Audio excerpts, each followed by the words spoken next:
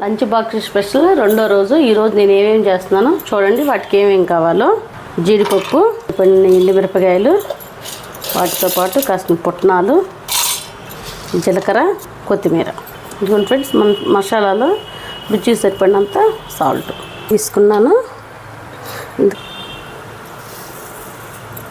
Okay, ఉల్లిపాయలు, పచ్చిమిరపకాయలు, cut చేసి పెట్టుకున్న బెండకాయలు, గుడ్ ఫ్రెండ్స్, కొద్దిగా అల్లం వెల్లుల్లి పేస్ట్, పసుపు, కొద్దిగా బెండకాయల్లోకి సాల్ట్. ఇదిగోండి ఫ్రెండ్స్, మనం ముందుగా మిక్సీ పట్టుకున్నాము. కొత్తిమీర ఏంటంటే మనం కొత్తిమీర వేసామనుకో పిల్లలు పడేస్తారు. ఇలా మిక్సీ పట్టేస్తే వాళ్ళు ఇష్టంగా తినేస్తారు.